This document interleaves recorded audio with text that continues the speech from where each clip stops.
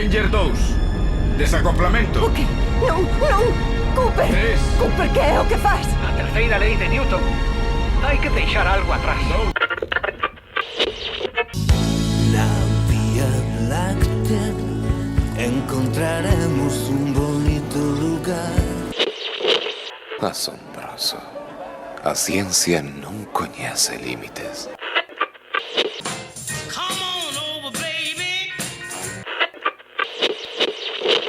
Acaba de sintonizar vostede Baleiro Perfecto.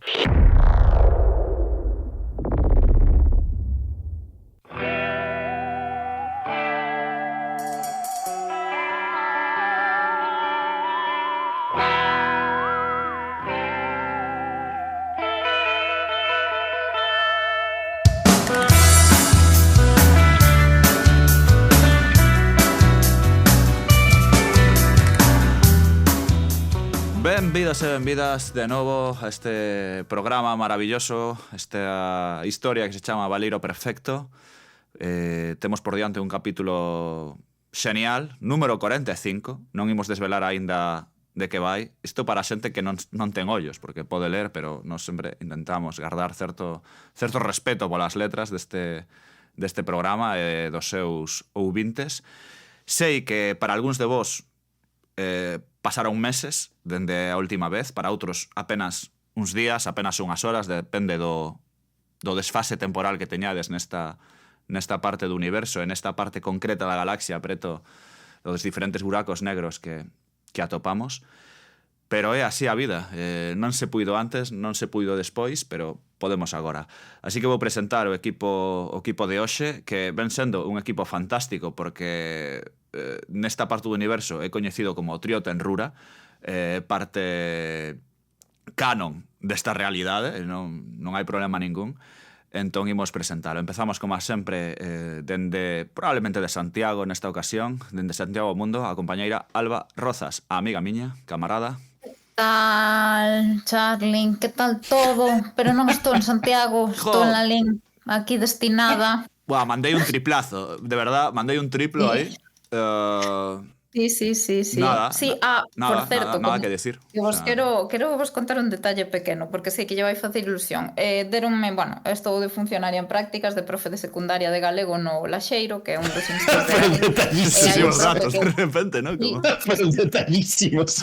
Sí, pero hai un profe que é Xurxo, que é o de tecnoloxía, que é fan do Baleiro Perfecto, e díxome nada máis chegar ao instituto. Entón, Xurxo, saudos, está, porque aparte está a tope de a ver cando volvíamos e todo, con, ya xente que na feira do libro da Coruña veu pedirme que volveramos tamén. Saudos para todos, non vos coñezo, pero quero vos igual. E xa está, Charlie, xa podes ir. A min sempre que me falas destas cousas, porque a min casi nunca ninguén non me cuadra, non sei por qué. Pero me parece sublime que teñas un compañeiro que recoñeza o noso labor pues, en riba deste barco, non? O mando desta nave. Aparte, xa dixo que os escoitara todos e que está tamén esperando polo terramar, pero Xurxo tes que comprar os nosos terramares, os 6 terramares. Dillo, reina. E nada, que sí, que nos segue desde sempre e, hai xente moi guai, nas feiras e así comigo veñen falar, recoñécenme pola voz, que é algo moi perturbador, porque eu tamén escoito a miña voz e tampouco me gusta, pero sí, como o que empezaches a falar e xa nos demos conta de que eras ti e tal.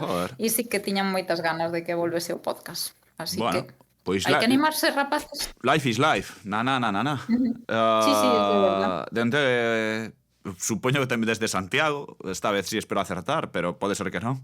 Outro compañeiro, un camarada das estrelas, un señor con todas as letras, o señor Guillermo Rodicio, amigo mío. ¿Qué tal? Buenas, pensei nun momento que iba a pasar algo tenebrosísimo en este podcast. Imagináis que fago o podcast entero cantando, un tipo totalmente enajenado. Podría ser. Nalgún podíamos facer, sabes, estes episodios de musical das series de televisión que se quedan claramente sin ideas na tempada 6 ou 7 e fan un episodio musical. Podíamos facer o episodio musical do Baleiro, isto completamente cantando todo o tempo, moitísima producción. Pero non vai ser hoxe. Non, como decía John Hammond en Parque Jurásico, non hemos reparado en gastos, ¿no? Pois ese vai ser o programa de musical. No, a verdad que no sería bonito. Sería único, eso sí, pero bonito, no sé. Sería o máis parecido ás canles interdimensionais de Rick e Morty. Nos asomamos un mundo onde todos somos cantantes. Contido de calidade. Contido de calidade, non queríais contenido de calidade. No, a única cousa que sí que verdadeiramente estou facendo hoxe distinto vai ser o primeiro baleiro que grave de pé. Estou de pé constantemente. Con isto quero darlle máis dinamismo e máis velocidade ao programa, pero que saibades que estou de pé. Es como ese realizador que está de pé fronte á mesa e traballa así das ordes de uno, ¿no? Entra exacto. Esta movida. Porque notaba que os baleiros se nos quedaban muy bien. Entrábamos nun punto cómodo, sabes? Que estaba un poquito incómodo grabando. Estou aí. Vale. Está guai, valoro este tipo de aportacións. Valoro positivamente o asunto.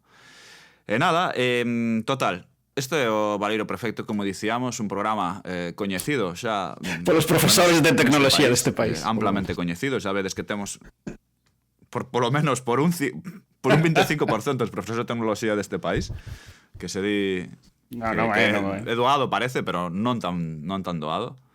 Non é tan doado.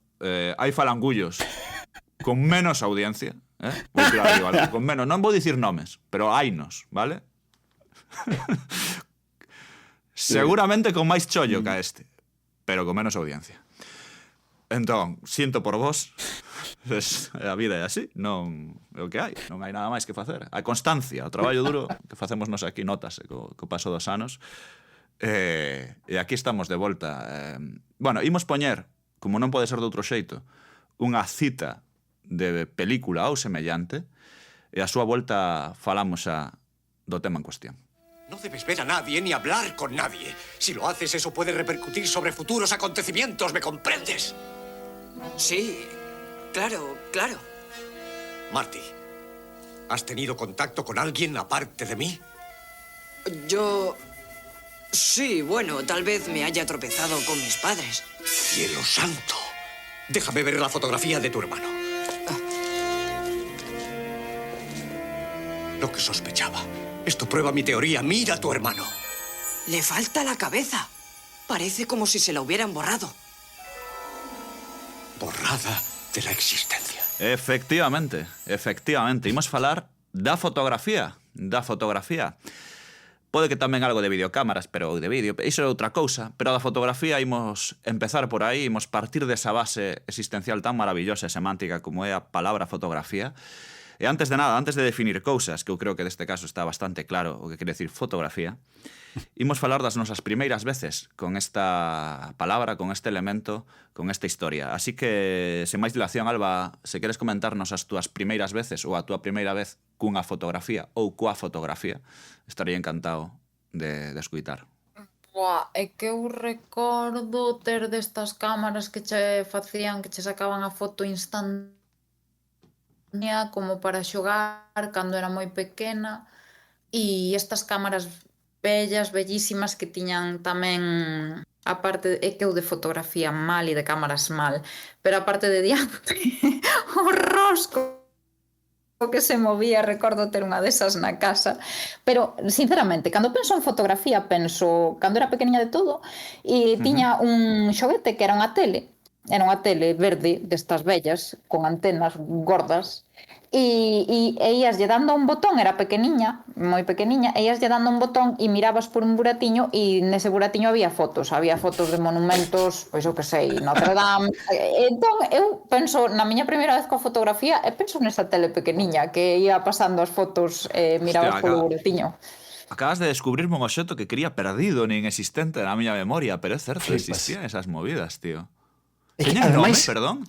Esas fotos tiñan un tipo de saturación moi concreta. Se eu recordo de fotos de Soria, sabes? Moi concreta a saturación desa fotografía. Son unhas cores que non existen noutro punto do universo. Só existen nesas fotos de aparatiño concreto. Totalmente, Perdón, Alba, sigue con... A ver, non recordo ahora o nivel de saturación, pero sí que recordo, o sea, eu... Disme, a primeira vez con fotografía, E venme iso á cabeza. Venme a tele aquela que non sei onde andará. Imagino que non pasou a mellor vida, porque non sei. Pero sí que me ven á cabeza iso. Correctísimo, Alba. Jo, que guai.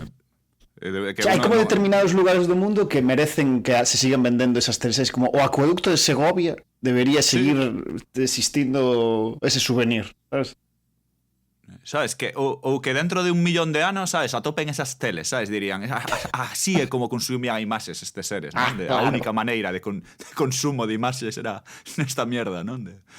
Este lado, gústame, préstame innegablemente. Rodicio, de ti? Onde comenzaches ti a tratar a fotografía?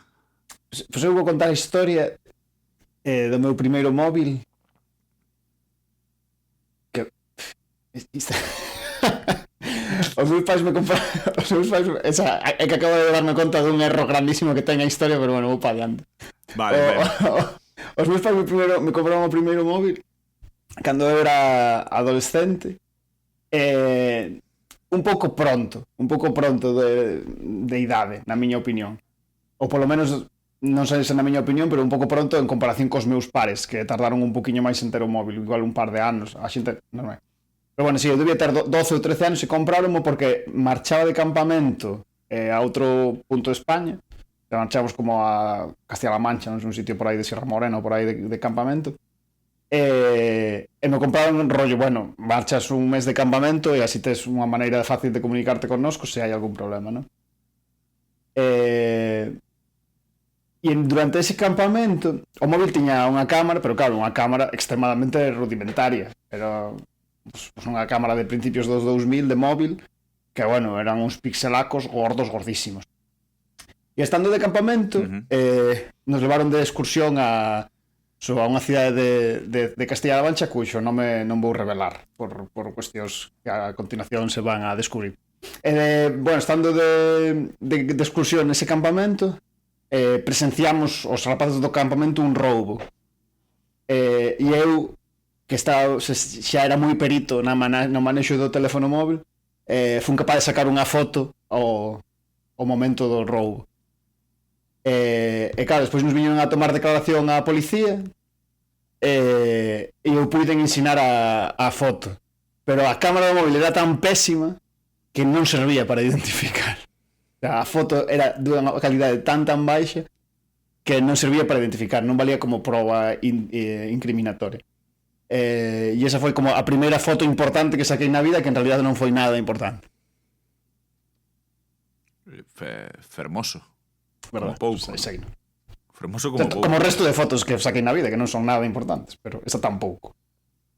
No, crees que tes algunha foto importantísima na túa? Quero dicir que digas, oye, esta foto non a podo perder por nada. Para min? Sí. O sea, importante para min. Sí, algo que digas ti, joder, esto teño que conservalo, sí ou sí. Home, sí, no, hai algunhas fotos que me fastidiaría verdadeiramente, porque é verdade que aquí hai un elemento, e penso que é interesante, igual o falamos despois, pero como as fotos como memoria a mí non me aportan moito, no sentido de que por exemplo, teño un montón de fotos de cando saíamos de festa na adolescencia, tal, e son a memoria de cando saíamos de festa, pero eu acórdome aínda de sair de festa, non, sabes, como memoria non é, claro. Pero é verdade que hai determinadas fotos que son máis que a historia que teñen detrás, sabes, que a foto reproduce determinada emoción que é superior a que sentía nese momento. En ese sentido, me gustan máis porque é como non conta, se conta unha historia independentemente da miña vivencia, non? O sea, supoño que iso é o que é a arte, non? E esas fotos en concreto si me fastidiaría perderlas. Eu é que fixen esta pregunta porque a miña historia, a miña primeira vez con a fotografía, pois non me lembro, evidentemente, non teño nin idea, nin me acordo cando por primeira vez meu pai... Bueno, o sea, hai fotos de bebés, esas cousas, entón imposible acordarse. Xa había cámara na casa. Meu pai, ademais, é aficionado á fotografía, foi el que me ensinou a min a tirar, a fin de contas, o meu traballo, parte do meu traballo é sacar fotos, pero eu aprendín a través do meu pai a fotografía digital. Así como anécdota, el vendeu todos os vinilos que tiña como 600 vinilos nun momento dado, vendeunos todos para comprar a primeira reflex digital que houve na casa, que se me pareceu como un trasvase moi loco, non? Pero tiña sentido para el e así, de algún xeito, configurou parte da miña vida logo. Pero fora diso, eu si me lembro que unha vez houve un amago de incendio no meu edificio, e nos saímos fostiados da casa, non? Acordo que meu pai collera os papéis do piso, as escrituras e todo iso que estaban ali nun caixón do salón, e cando chegamos abaixo ao portal, non un nin dous veciños, senón mellor algúns máis, veciñas, probablemente, máis que veciños, tiñan o álbum de fotos familiar con elas. Home, o sea, claro, de todos os... Claro, ¿no? De todos os obxectos que... Sí, bueno, a mí sempre me sorprenderá. No, pero, por exemplo, eu non o levaría. O sea, non se me... Tampouco teño agora mesmo, non? Un álbum así, vale, somos digitais. Pero me sorprenderá... Naquel momento, como que me sorprenderá moitísimo, porque na miña casa sí que hai álbums, o sea, temos pues, todas esas fotos de antes do 2000 e algo para baixo, non? Pero, hostia, a min chocarame moitísimo a cantidade de xente que vía que salvara de todos os obxectos posibles que tiñan na casa, escolleran levar o álbum de fotos familiar. E me sorprendeu moitísimo, e quedei toda a vida pensando en eu serei eu o raro que non se levaría o álbum ou non, pero que, sí que unía con iso que distí, non? Da potencia que ten a fotografía para, ou polo menos o que lle otorgamos nós para salvagardar algúns instantes que consideramos importantísimos na vida.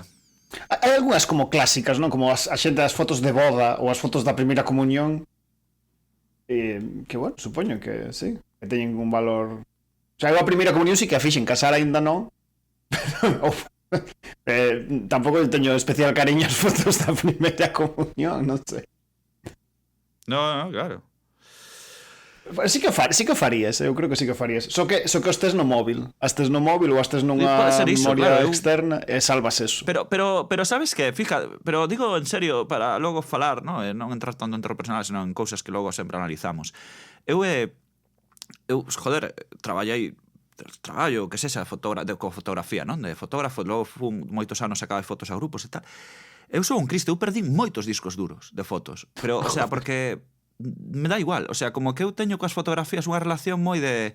Bueno, que me dá igual perdelas, como que se non as vi nos últimos 5 anos, pois xa está, xa foi, non? Como que se perderon, bueno, pois outras cousas pasaron ou... Está guai, diches a volta enteira, probablemente. Non sei, porque eu pásame coas fotos, o sea, polas fotos único que sinto cando vexo fotos é nostalgia, non? En xeral, o que diste fotos dun concerto ou dunha viaxe cos amigos ou... A min só me entra esa vena puramente nostálxica lacrimóxena, non? De, joder, que jóvenes éramos. E cantos máis anos pasan, pois máis me vai por aí. Pero non teño ese afán de teño que guardar isto porque me preocuparía non telo. Sabes? Non teño ningunha Teño fotos que teño cariño, digo... Cando máis pasa alguén, digo, hostia, menos mal que estes ti. Sabes? Porque eu non, sabes? Non teño, non as gardo. Meu pai, por exemplo, si claro, el que sacou, bueno, millóns de fotos ao longo da vida, sí que ten a hostia, discos duros ordenados, está aí todo, pero eu non... Nada, son un puto cristo con iso, son horrible. Que ben. Artista bohemio.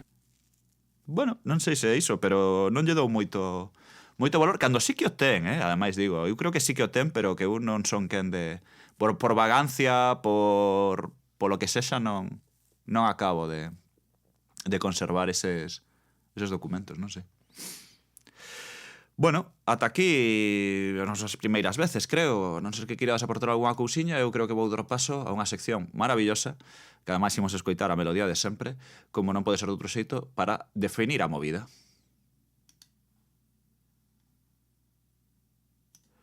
Así que, Alba, como non pode ser, efectivamente, de outra maneira, comezas ti falando ou definindo o que ven sendo a fotografía. A ver que nos traes hoxe.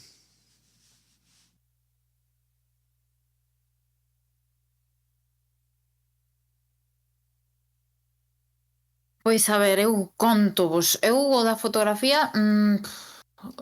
A ver, se me tedes que corrixir nalgún momento, dicídeme, porque non son experta, non se me dá ben. Charlie, aquí o crack es ti.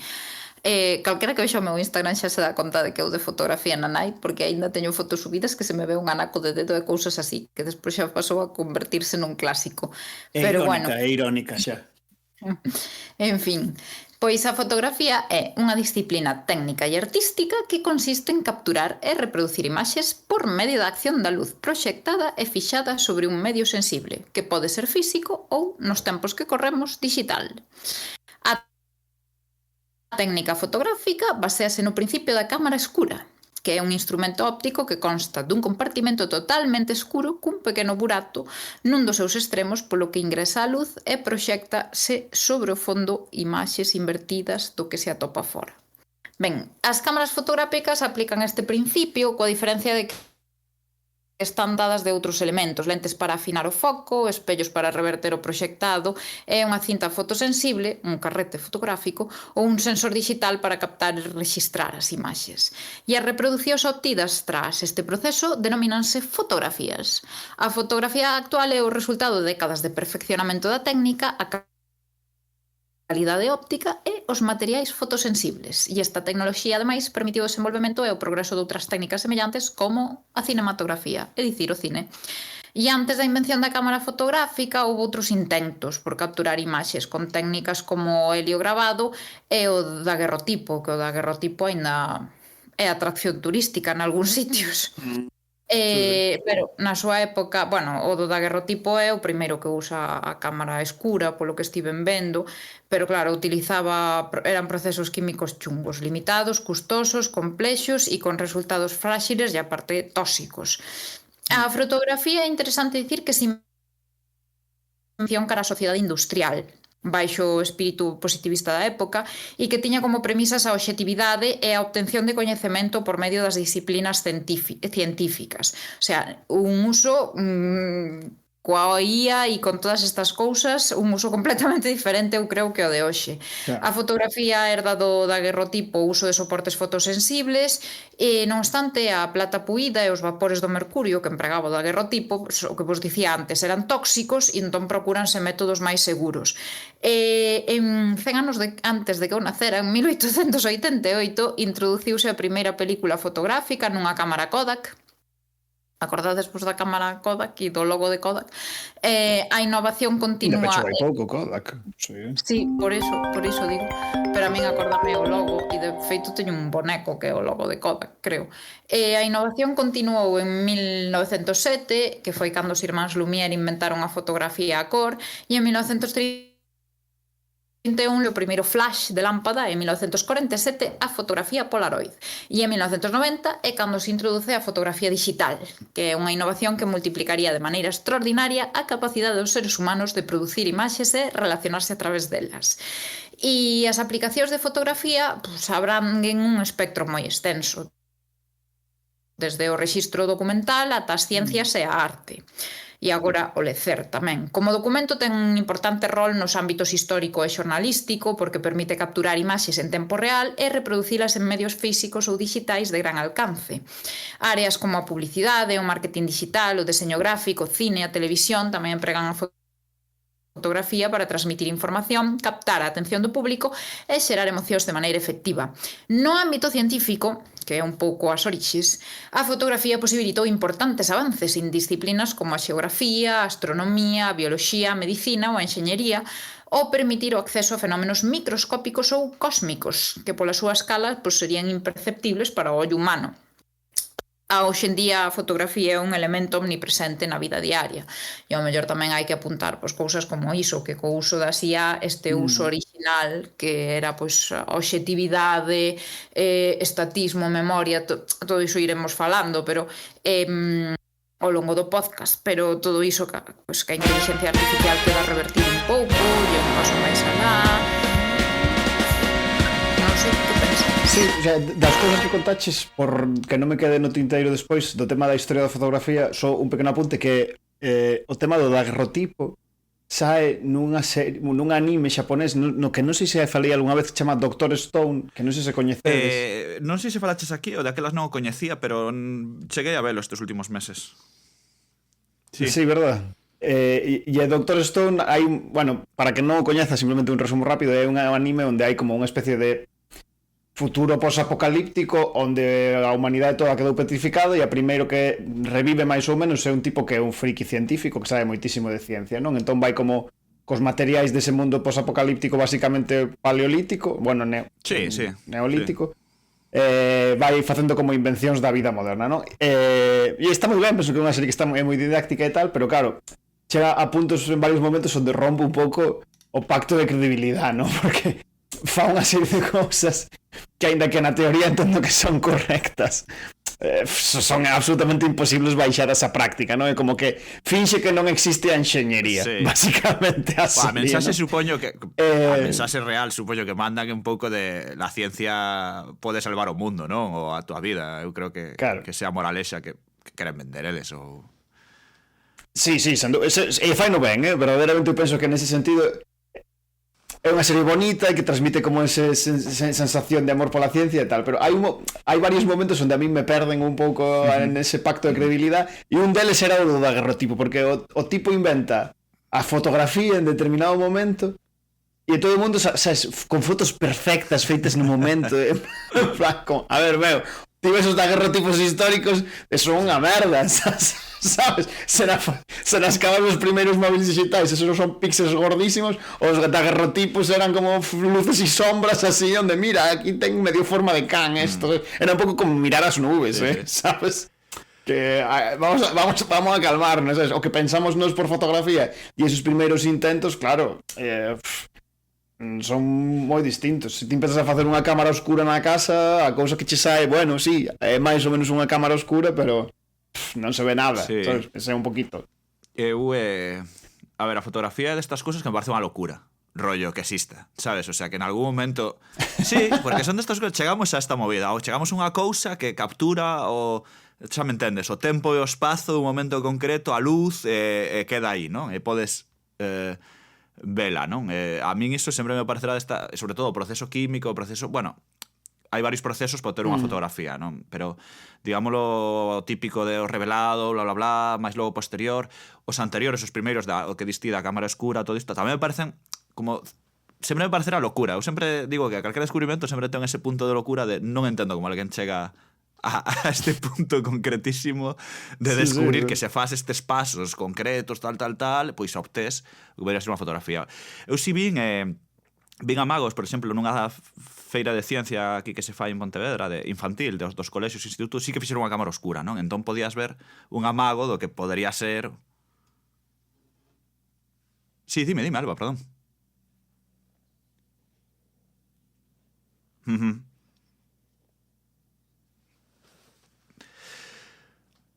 Claro, entón ves...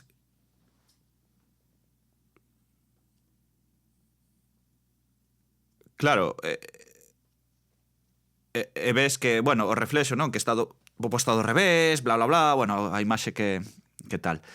Me parece, de verdad, loco. O sea, a fotografía en sí me parece un obxeto que cambia o mundo, non só polo que comentaba Alba a nivel...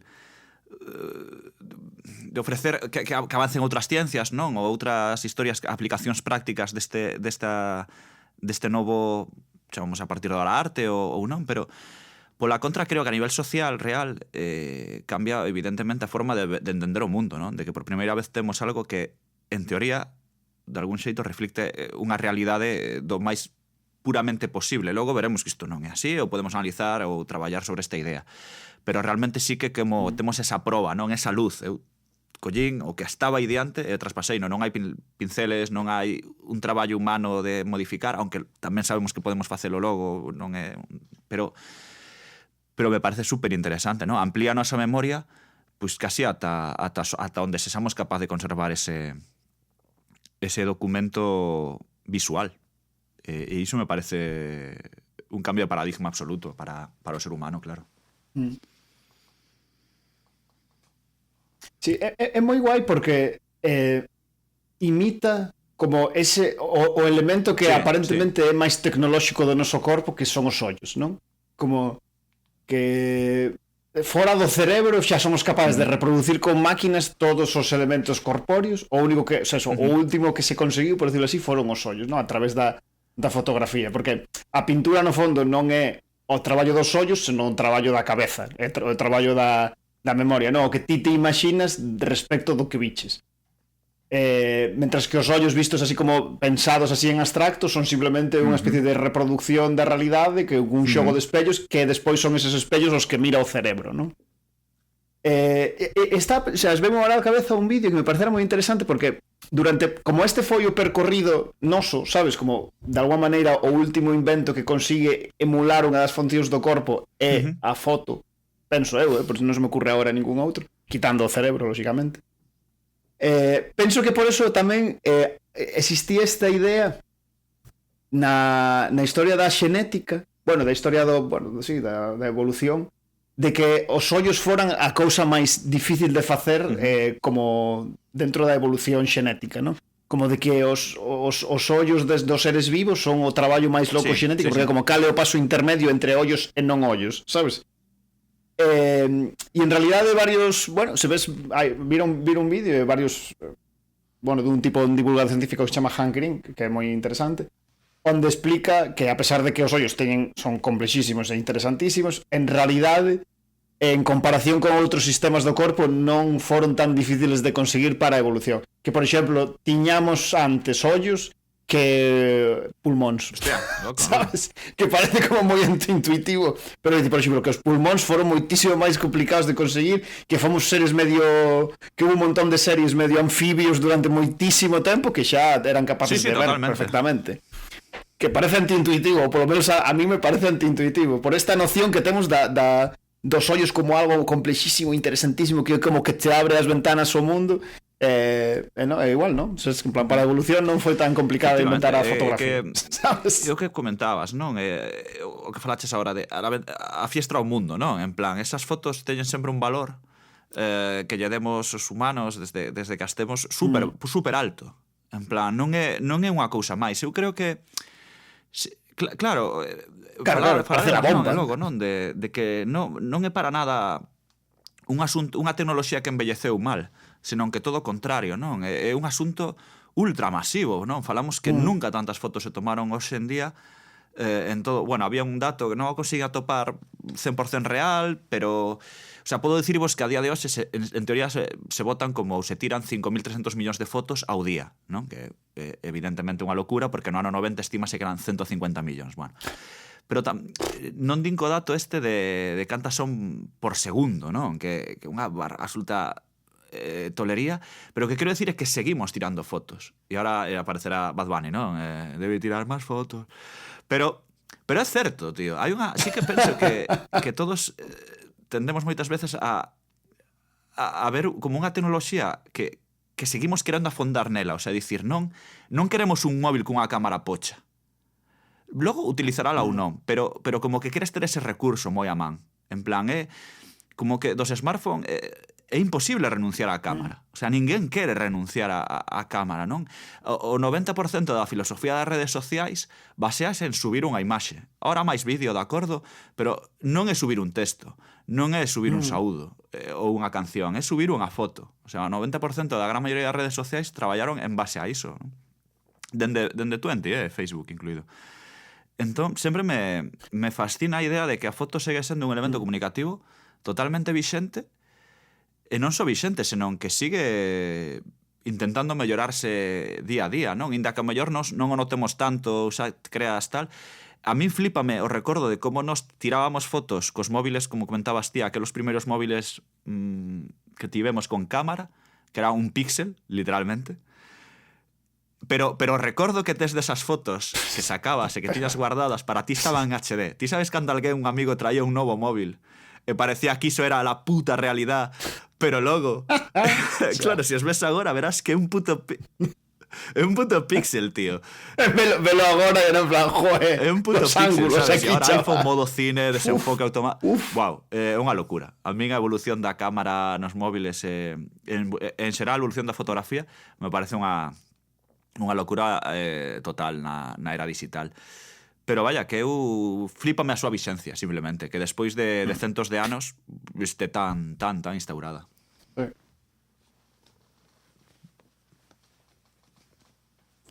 Sí, quizáis esta hora, non? Dicía o que comentaba o Alba, que estamos no primeiro momento onde a fotografía como medio empeza a ter non se está derogando a fotografía, igual que non se derogou a pintura cando apareceu a fotografía, non? Pero como determinados valores que asociábamos a fotografía como medio definitivo, chegou agora unha nova tecnoloxía que polo que sea parece que o está ameazando, non? Como determinados valores de credibilidade, de veracidade que asociábamos coa fotografía, de repente empezan a caer. Pero e empezan a caer hoxe máis masivamente, porque cuestionamento da verdade das fotografías tamén nos leva a baixar un poquinho máis o tema ao concreto do noso podcast, do tema de fantasía e ciencia ficción, que é a historia en concreto da foto dos animais fantásticos, non? Da foto das realidades fantásticas, que ten a súa propia historia un pouco vinculada coa historia da fotografía. Hai varios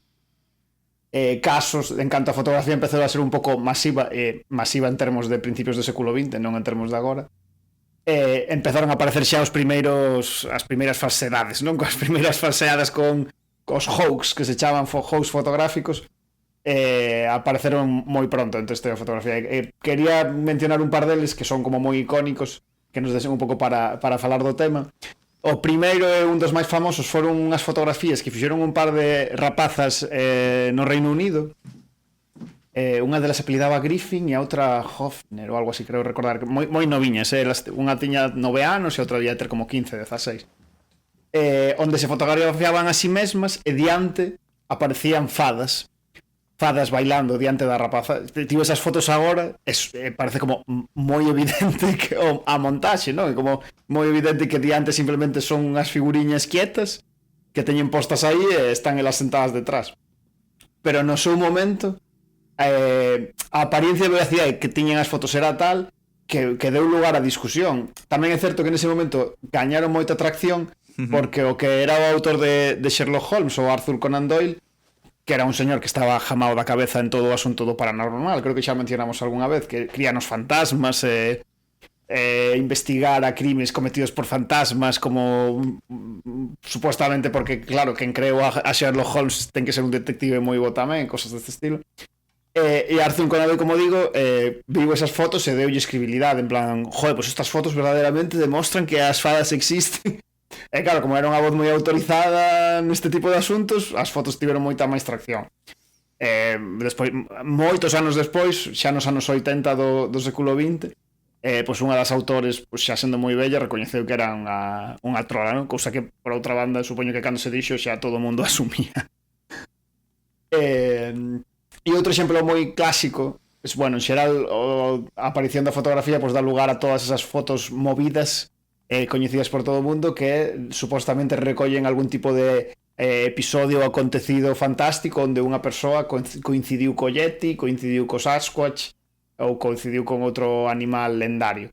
A foto máis famosa neste sentido tamén penso que é a mítica foto do monstro do Lago Ness, unha foto do 1934 que no momento de publicarse saiu publicada nun xornal como prova definitiva de que o monstro do Lago Ness existía, se saiu no primeira plana do xornal.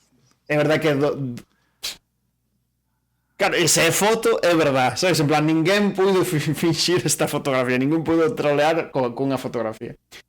Que daquela foto, creo que foi feita por un ciruxán, pero o tipo non quiso ter moito asociado. Bueno, detrás da fotografía hai como toda unha especie de trama de conspiración con varias persoas que durante toda a súa vida afirmaron que era absolutamente certo, e só no momento de, en plan, leito de morte dun deles confesou que a foto era un xoguete, un submarino de xoguete ou algo así.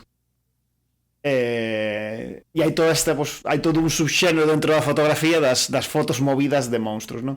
Hai este típico dito que di que en canto se inventou a foto empezou o declive da Santa Compaña, non? Como que ninguén saca a foto da Santa Compaña e iso lle quita moita verosimilitud. Pero eu penso que máis ben ao revés, miro que che digo, que a posibilidade de facer fotos introducía como unha especie de elemento de ciencia nunha cousa que antes simplemente eran contos, non? Cousas que contaba a xente, e aínda que fosen fotos falsas, esa especie de apariencia de veracidade alimentou moito máis a imaginación, sobre todo de determinados grupos de persoas, do que simplemente as historias contadas. A foto non matou a Santa Compaña, senón que pode ser, non sei, mellorou de alguma maneira. Esa visión, e gústame ir aplicando, non? Que este podcast vai disto, ir traendo o terreo fantástico e o terreo de ciencia ficción, que tamén teremos logo algúns exemplos. Dito isto, eu creo que podemos xa, non? Poñer a melodía e empezar a afondar no pozo. Efectivamente, pois xa no pozo toca poñer exemplos, falar da fotografía aplicada nas nosas historias e cousas que vivimos ao longo destes anos. Entón non sei, Alba, se ti queres empezar, que levas xa un anaquiño aí na penumbra, comentarnos algunha experiencia ou algún exemplo que quieras comentar da fotografía. É que eu vou ir á miña esencia. Eu, cando me dixestes o tema de fotografía, o primeiro que me veo á cabeza foi un episodio Sailor Moon. No que... Sí. Que extraño, sí. Como que me dices? No que, un dos demos que teñen que vencer as Sailor Scouts, pois é un fotógrafo. Entón, o que creo que aínda na primeira tempada que teñen que os demos basicamente van buscando enerxía humana, entón el sacalle fotos a rapazas en bikini, era fotógrafo paisaxístico, pero logo subiu un demo, entón sacalle fotos a rapazas en bikini e vainas chuchando, cada vez que saca unha foto desaparecen as rapazas. Entón é esta idea que falamos de que a fotografía como maneira de captar, pechar, amosar todas esas variables, a alma, a esencia, o ser humano, non? Podémoslo levar por aí. Evidentemente, pois, cando o fotógrafo se fotografía a sí mesmo é cando se autodestrúe e en fin... Pues en Sailor Moon está todo, hai que ver. Neste episodio de Sailor Moon vexo unha crítica social durísima, non? a este tipo de predador sexual moi concreto, que é el de sí, ven, que te voy a hacer yo unas fotos que yo descubro modelos, O sea... A ver, o episodio ten partes dese rollo, que o tipo diñe que bueno, a alma da fotografía non está en fotografiar a chicas sexys, que ademais é moi perturbador porque serían todas nenas de adolescentes. Vai como empeorando o relato. É que, a ver, hai que ser... Vamos a coa hot take. É que, a ver, a fotografía ou o fotógrafo, a figura do fotógrafo pode ser ter un aura moi jodida. É dicir, o sea... É moi turbio, quero dicir. Non todos os fotógrafos son turbios, pero hai todos os fotógrafos turbios. En parte eu creo que tamén a sociedade, non, reflexado neste demo de tal, pero sí que esa maneira de observar, non? Ese de observer, non? Esas fotógrafos que están por aí sacando fotos no espazo público, a que non, a que sí e tal. Refírome que... a ver, eso habería tamén que pensar moito a día de hoxe con todo este fenómeno de Instagram, etcétera, que cando tal tes a todo o mundo sacando fotos por todas partes e non sabes onde podes aparecer ti, onde poden captar a túa alma e aparecer e tal. Efectivamente. E é como estar exposto, non sei, é que é unha cousa que roza o rollo este do gran irmán, en fin, é perturbador. Está guapo isto, perturbador. E despois, a ver, eu pensando no rollo este de captar a alma, a esencia do ser humano, roubala de alguma maneira, tamén pensei que funciona igual á inversa. E agora, os exemplos que vou poñer non son spam, pero sí que son spam, porque... El espacio publicitario é Baleiro Perfecto. A ver, non é normal, pero que ao final son os textos e as cousas coas que traballo diariamente, entón tampouco é raro. O sea, son Sailor Moon e cousas de Bodicea. Nin caso, Alba, ti dalle pa diante, nin caso. Vale, pois que non te calen os críticos. Quedei pensando, non, aquí todo o contrario, quedei pensando en Salem Slot, que estamos coa revisión da traducción horroroso proceso, e a ver, en Salem Slot, que hai un cura, nunha parte da trama hai un cura, o que lle preguntan se cree todo o que está acontecendo na vila, se cree que ten un carácter sobrenatural, porque están os crentes e os non crentes. E aí entra a fotografía, non? E o cura dille, pois eu non che vou dicir que non, porque a min pasaron unha foto dun, bueno, outro cura, outro unha foto que tirou nun cementerio que estaba diante da lápida dunha rapaza a que enterraron coa boca aberta e chea de tomiño, creo que era. Porque a rapaza supuñose que tiña unha relación sexual cun íncubo. E cando o tipo tirou a foto no cemiterio, a pesar de que el só estaba vendo como a posta de sol ou unha cousa así, só estaba vendo o paisaxe, na foto apareceu un rapaz que tiña unha mancha, unha rosácea, basicamente. O sea, apareceu o íncubo. O que recoñecían como íncubo e todo. Que pasa? Que o íncubo cando tal desaparece da foto. Entón, esta parte como típico de Drácula non se reflexa nos espellos pois nas fotos tampouco aparecen. Entón, a cuestión é que, bueno, pareceme moi interesante esa parte de esa xente que non ten alma, etc. E despois está a visión tamén contraria, o sea, dámoslle outra volta aínda, porque hai películas como a Shooter, que é unha película tailandesa de 2004, logo fíxose a versión norteamericana do 2008, pero basicamente é a cámara a que lle revela aos protagonistas a presenza espectral dunha moza que atropelaron.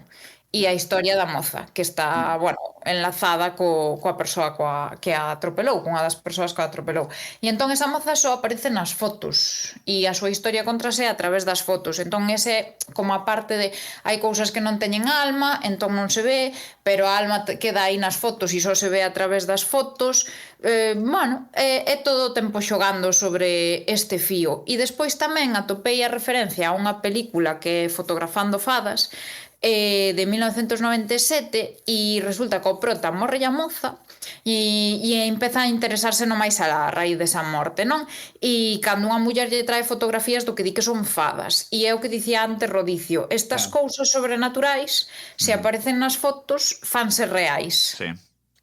E eses seres teñen alma porque no fondo queremos contactar, é como os ollos, non? Esa maneira de contactar co máis alá, porque no fondo non é a realidade, é unha recreación da realidade, pero é o máis obxectiva posible. Entón, se saes nas fotos, existes, se non saes, non existes.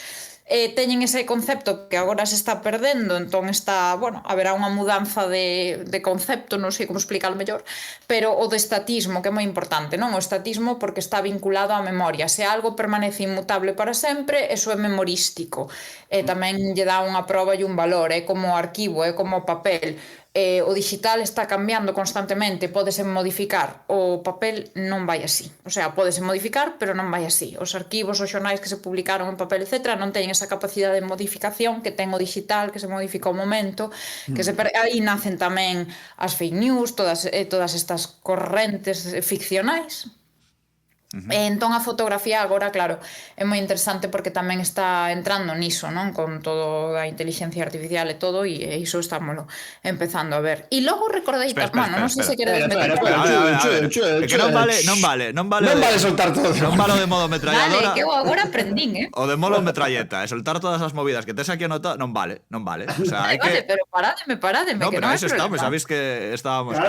No, pero por que paramos? Non porque non tal. No, xo sei, É por recuperar algunhas das cousas que si fuches comentando e tal. A ver, o tema da fotografía roubando almas, o tema tal. Esa idea é cara ayuda. É dicir, isto, claro, é que hai que dicilo claramente. Esa idea é cara ayuda. Por iso, témola en 10.000 exemplos, non? É que xa non fan falta nin pensar moito para telos, pero que é habitual.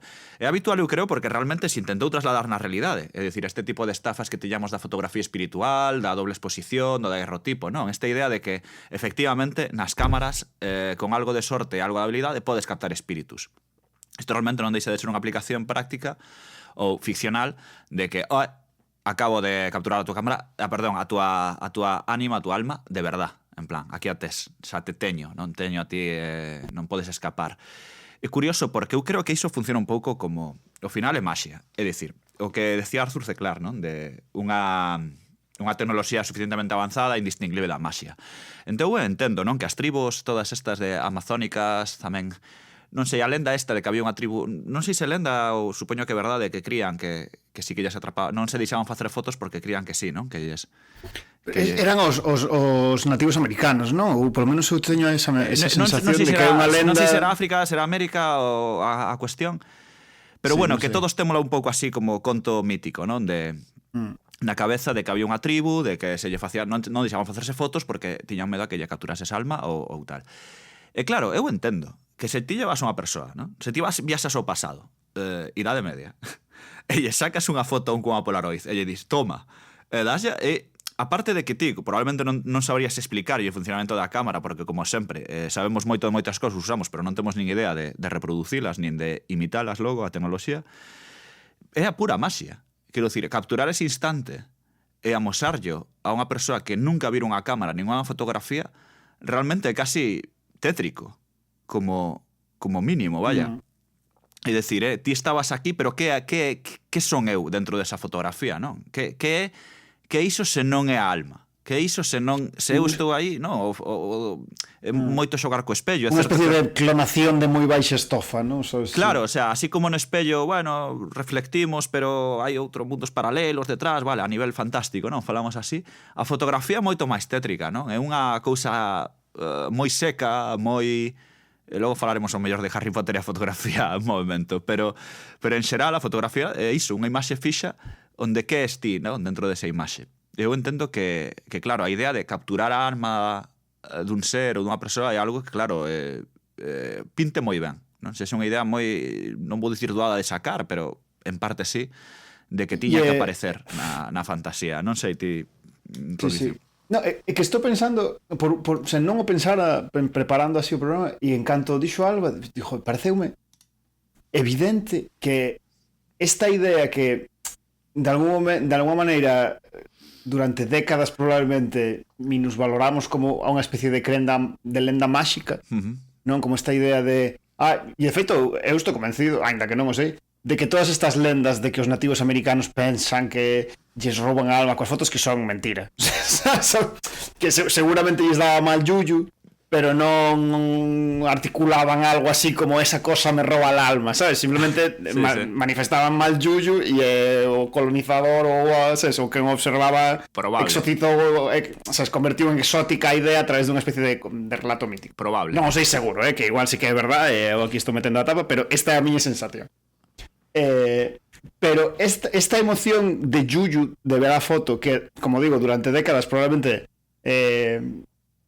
convertimos nunha especie de conto de vellas, hoxe en día demostrouse que era verdade, que esta intuición que tiñamos os seres humanos alrededor de que a foto mal rollo, demostrouse ata o punto de que consideramos hoxe a imaxe persoal como un dos datos que require maior protección, e toda a normativa de protección de datos é especialmente ríxida co tema das imaxes. O sea, a forma da túa cara, a apariencia da túa cara,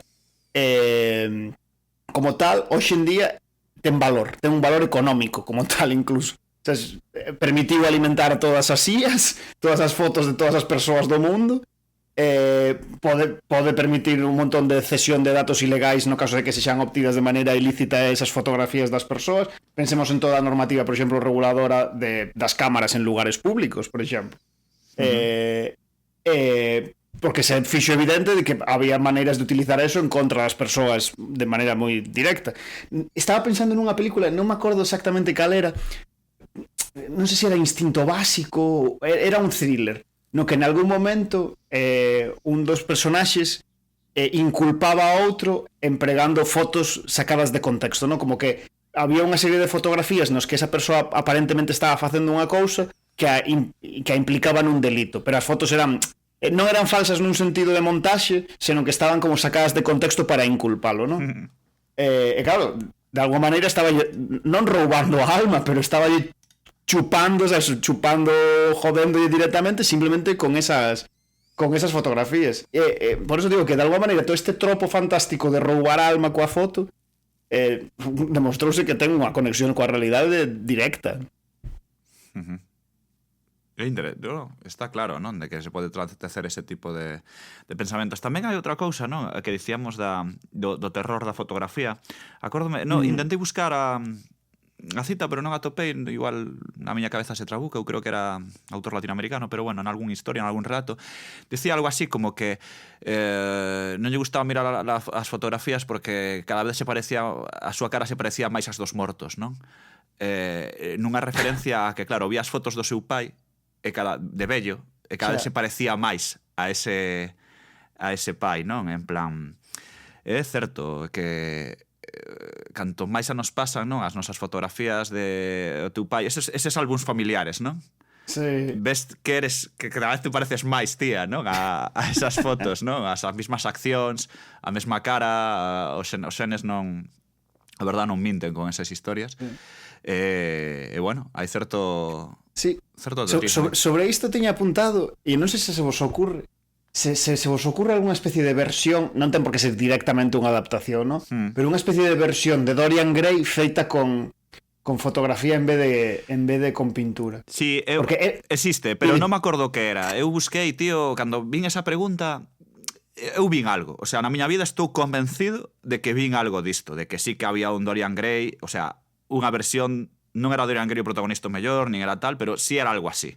Rollo, unha foto... Era a mesma historia, pero non din atopado a que se refería a preguntarlle a ChatGPT ou a algunha merda destas, pero non o fixen ao final. Pero eu creo que sí, segurísimo, hai algo moi parecido. Ao mellor foi un videoxogo, mellor foi... É verdade que non sei, é que é verdade que Dorian Gray como tal, a historia de Dorian Gray e o uso da pintura non é baladí na historia de Dorian Gray, non, porque hai como moita reflexión sobre o arte durante todo o libro.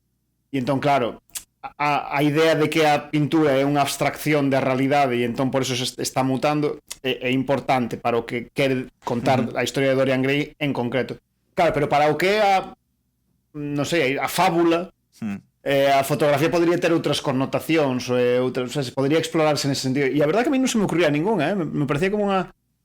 Seguramente exista, eu estou convencido de que algo vin ao longo dos anos, ou ao mellor nun capítulo dunha serie de non sei que sabes, de Expediente X que facían isto, pero a min soame, algo do tipo que se ve na foto ben e logo ao coimarse morría, sabes, na realidade ou algo así. A min soame, pero non sei ubicalo. É que o que distí.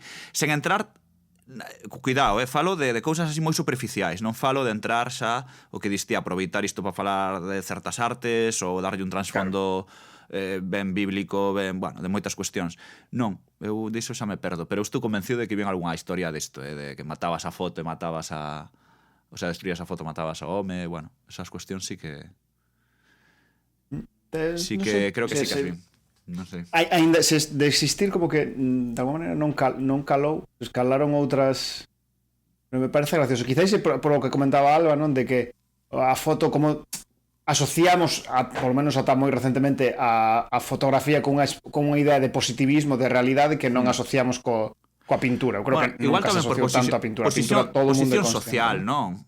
Posición social tamén. O retrato é algo custoso, é algo certamente, non digo máis ou menor, vale, pero sí que conleva un traballo anual superior ou mellor ao dunha fotografía, non sei me explico, como que ten algo máis artesano facer un retrato. Claro, pero que cando vemos un retrato de alguén sempre hai a idea de que non é exactamente ese alguén, senón que é unha especie de representación abstracta dese alguén, na que hai unha emoción distinta, non? É como ver os retratos reais de Goya, sabes?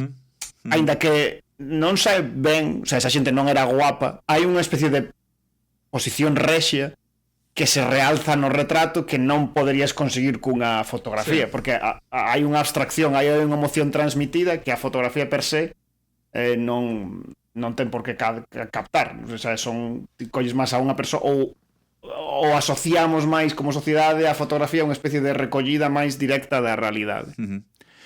Non sei. Hai tamén antes, non? Nomeaba Alba o tema deste demo, non? Que eu falo de Watcher, non? De estar vigilando as rapazas, neste caso sacando fotos ou tal, pero hai ese proceso que eu creo que se deu en películas ou que se deu en varias obras, que o do vigilante a través da cámara. Se bo ou malo, falo. Penso na Fiestra Indiscreta de Hitchcock, non? Do ano 54, xa, que todo sucede en realidad porque ele está... Porque o delito que el ve ou que pensa que é un delito ou que ve, todo sucede a través da cámara, non tería porque ten un teleobxectivo, etc. Non? Entón, como que amplía esa visión, como que lle permite este obxecto entrar na acción que el tal, e incluso yo troca certa seguridade de algún xeito, non? Hai como unha especie de muro entre o que ve e o que tal, non? Sí, é moi guai esta idea, non? Porque é como a figura do fotógrafo, o sea, como tal é como unha figura pasiva, non? Asociando de novo a figura do pintor ou a figura do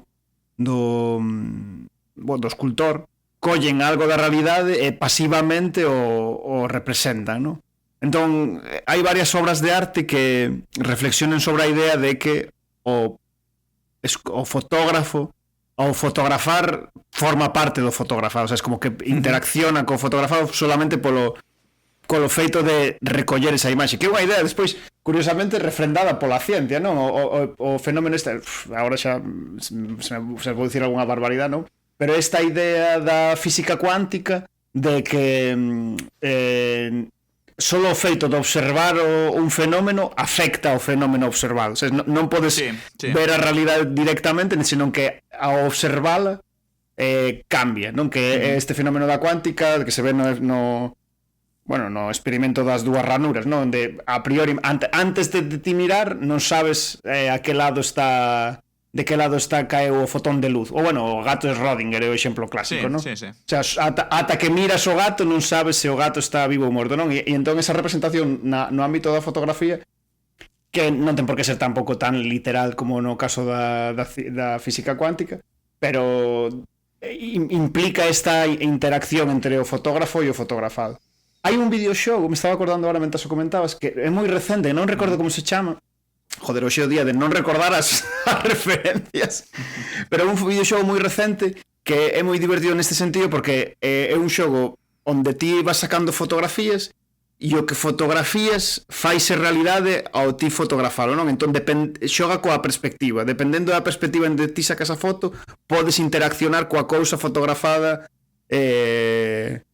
dunha ou de outra maneira. A ver se a topo ahora nun segundinho. Isto é moi pouco... falando, mentras buscas, falando de videoxogos, esa idea da persoa que mira a través da cámara e de algún xeito obtén algunha ventaxa, falo incluso de visión nocturna ou térmica ou tal, pasaba en Outlast, non? 1 e 2, o xogo indo naquele momento no que te internabas nun psiquiátrico, xogo de terror, vale, primeira persoa, pero non lles abastaba, non? Como que xa o terror en primeira persoa é un xénero de por sí, non? Onde hai unha inmersión que quería engadir, non? Algo máis. E creo que atoparon nesa videocámara que porta, non? Falamos de cámara ou de videocámara, non? Non creo que cambie tanto o sentido, pero como que querían darlle ese punto máis de estás vendo isto e ademais podes documentalo, non? Como que a tua misión é levalo fora, é sacar a verdad, non é só que o vivas, senón que o documentes.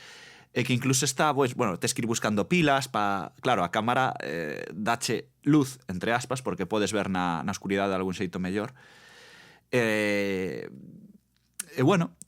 che permite, o sea, buscando un pasiño máis na inmersión, non? De grava isto tamén, e me fai...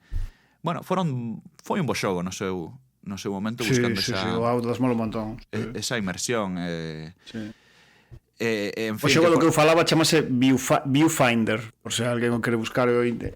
Visualmente é moi bonito e aínda que parece como típico xogo gimmick de unha mecánica que se agota en si mesmo, o sea, despois fai cousas divertidas con ela.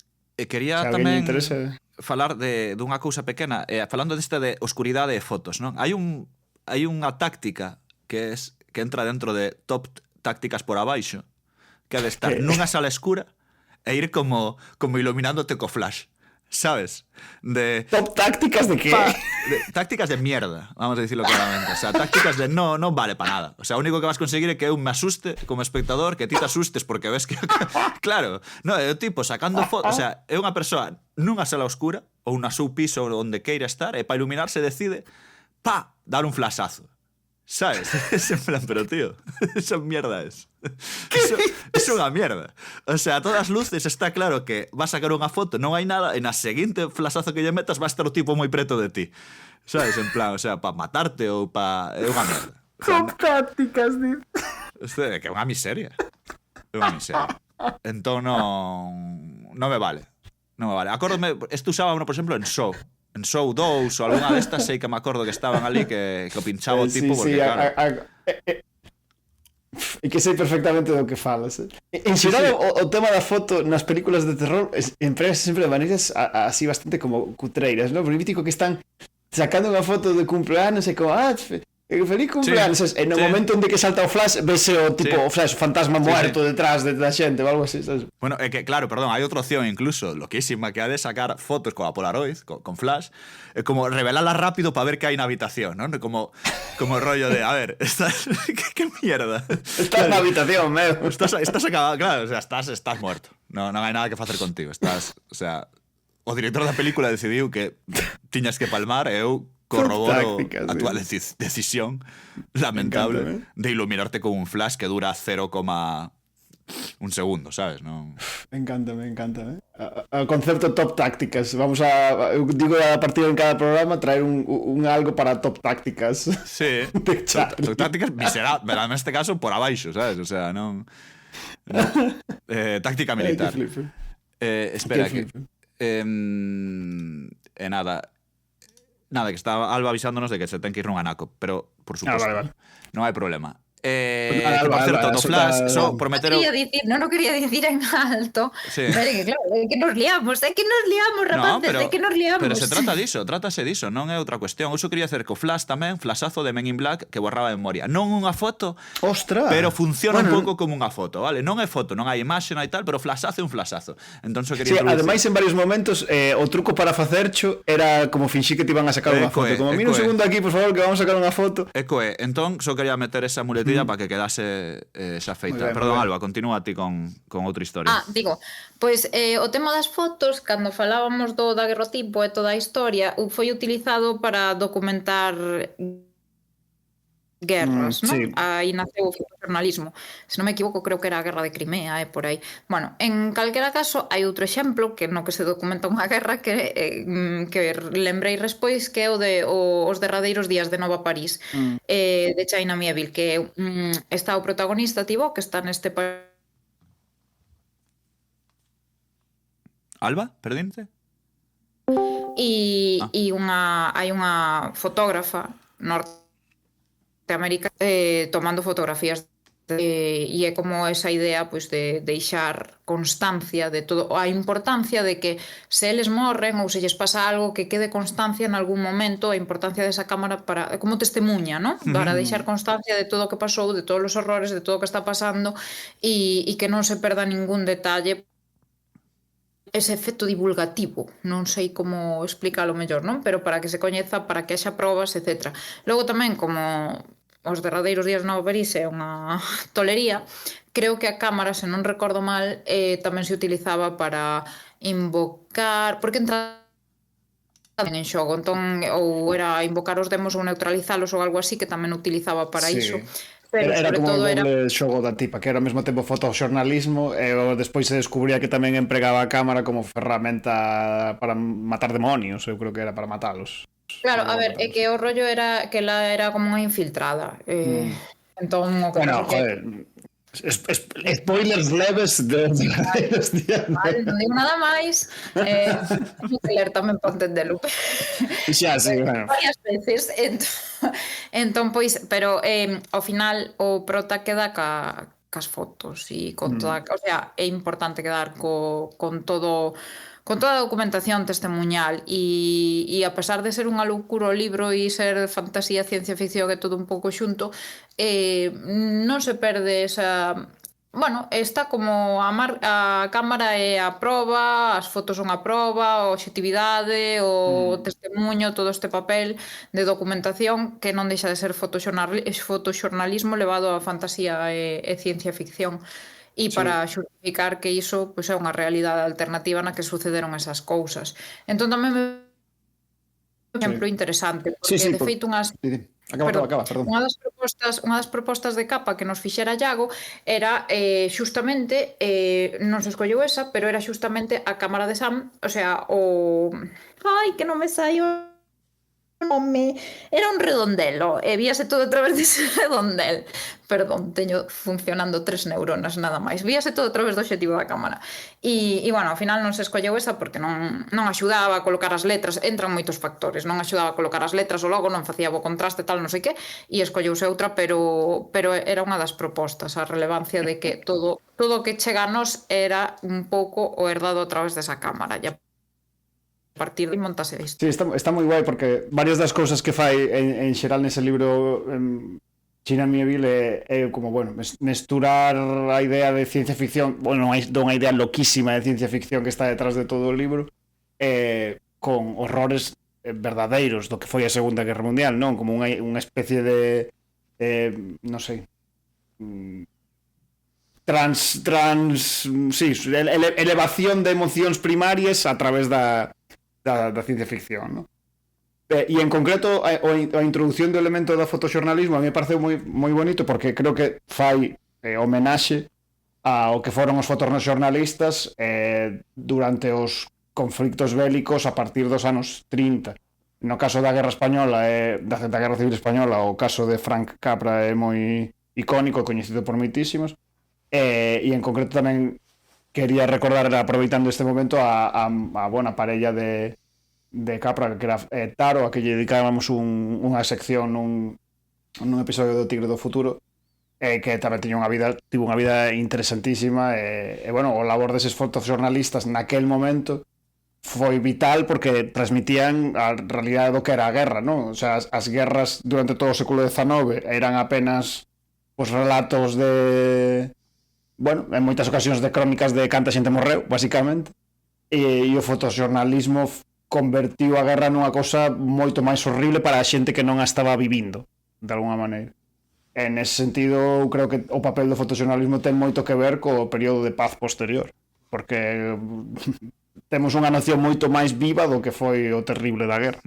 Además hai unha noción bestial de o que falábamos antes da protección da cámara, non? O que está detrás da cámara, non sempre, porque por suposto un tirador pode meterlle un tiro nunha guerra e acabouse, pero sí que sei, por exemplo, en Civil War, non? A película de 2024, onde realmente o que conta a historia é un grupo de xornalistas, de fotoxornalistas, que van buscando a noticia en Estados Unidos. Sabedes de que vai a película, non? Hai unha guerra civil en Estados Unidos, bla, bla, bla.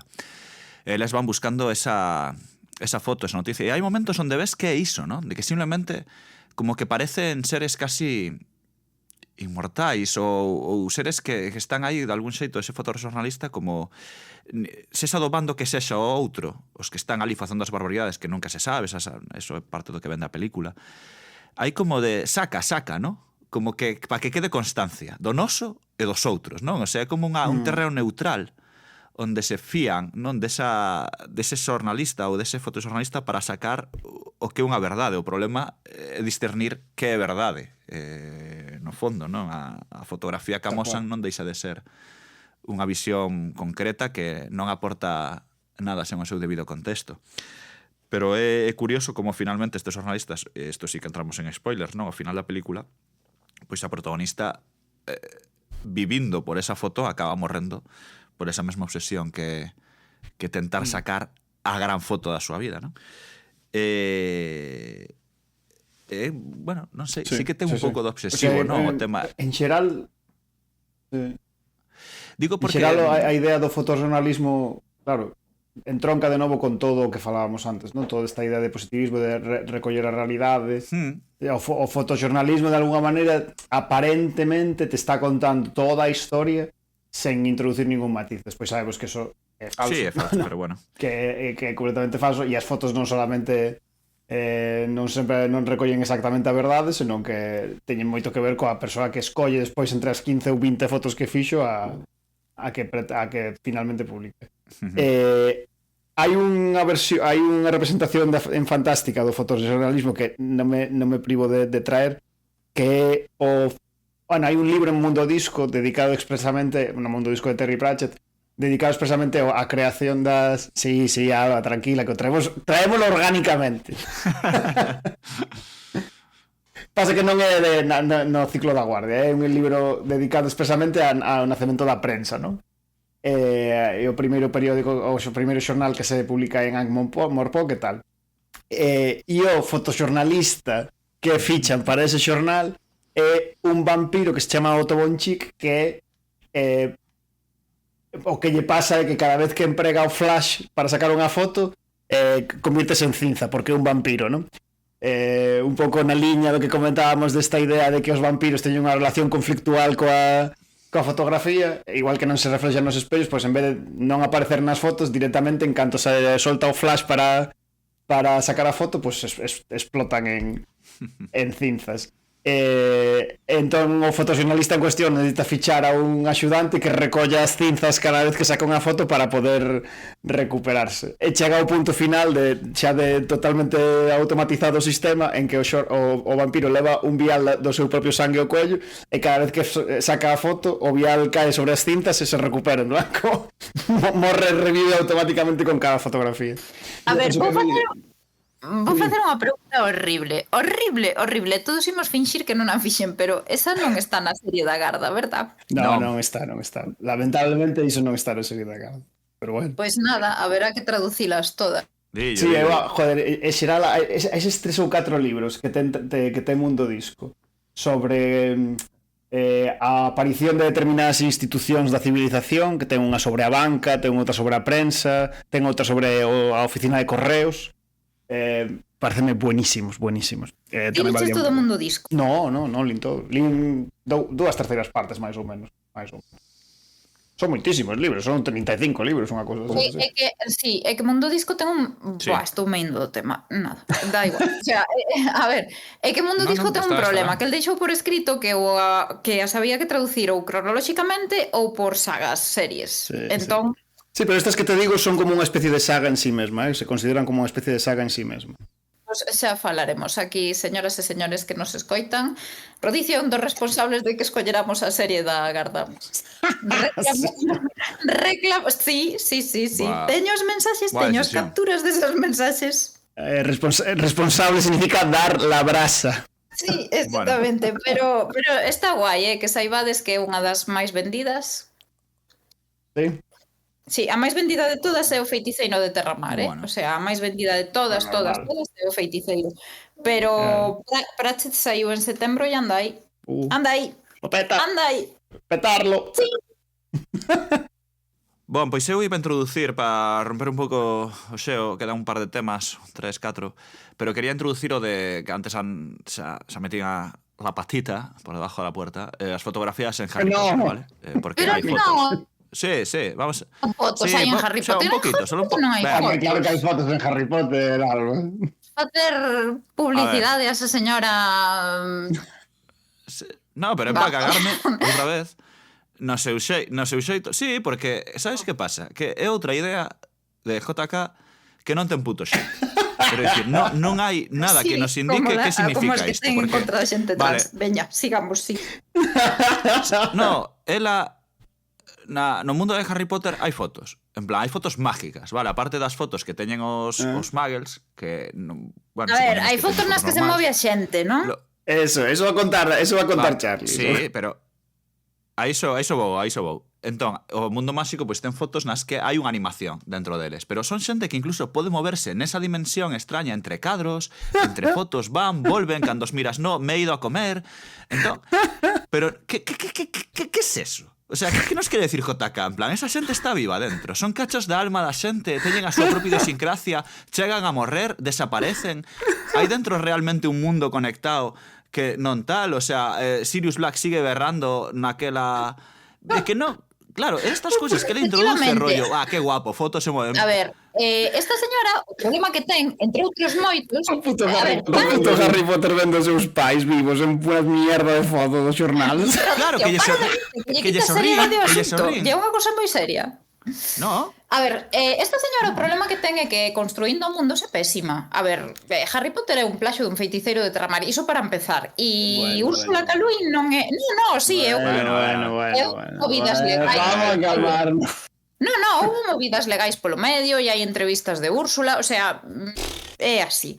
E despois a movida é que non sabe construir mundos. Ben, o mundo de Harry Potter non é un mundo coherente, non é un mundo entra en contradicción en sí mesmo.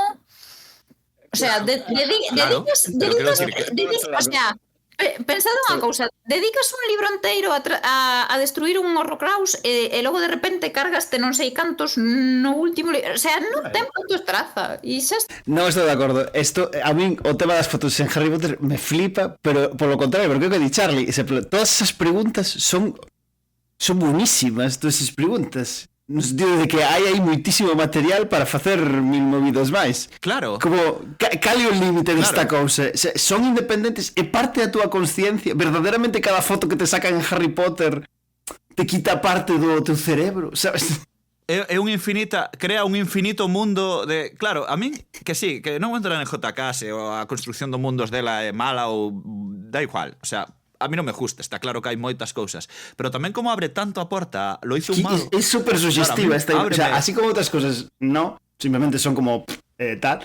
A mí o tema das fotos me parece super sugestivo. En concreto, as fotos de Wanted, as fotos de Procurado, que son como un xénero fotográfico en sí mesmo. A idea do tipo berrando na foto é que me parece potentísima, é buenísima.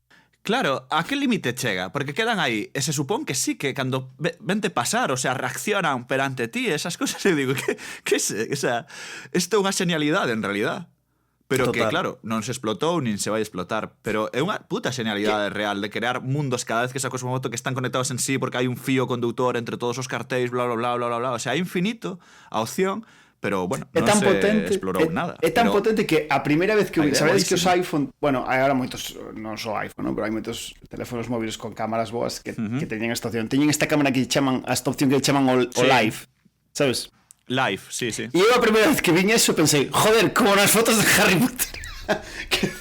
É tan potente a imaxe de Harry Potter que, sabes, que estamos intentando crear a tecnoloxía para emulalo, sabes? O trauma persiste. Rapaces, eu vou ter que tirar, teño un fillo.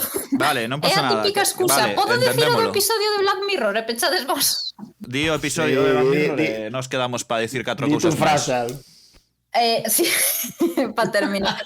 Que me acordou o episodio este de Black Mirror, non sei se vistes, creo que dos últimos que sacaron, que unha vez que morre alguén, hai unha empresa que che deixa contribuir cos recordos que tiñas desa persoa, non? Cando era nova e tal. E o que se utilizan precisamente son as fotografías, e a persoa entra, bueno, poñen un aparatiño na orella, non sei, e a persoa entra nesa fotografía e aí empeza a lembrar e a evocar os recordos Sí, sí. e empezas a ampliar todo e empezas a contar a historia a partir das fotos. Entón pareceume outra vez este rollo memorístico e tal, e xogase moito cas fotos, estas primeiras fotos que se sacan, que son borrosas, que hai xente que sae que non sae, entón ti tes que ir completando coa memoria.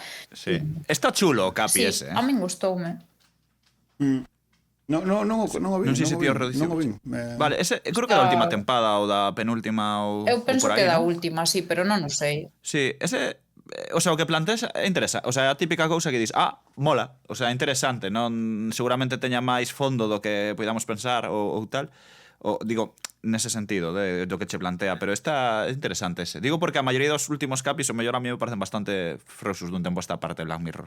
Pero ese en As concreto temporadas dixen, nada, pero este dentro do que cabe pareceume bo. O sea, este estaba... e despois había o rollo... e hai outro de Black Mirror, merda, que me acaba de acordar. Buah, que é de licantropía.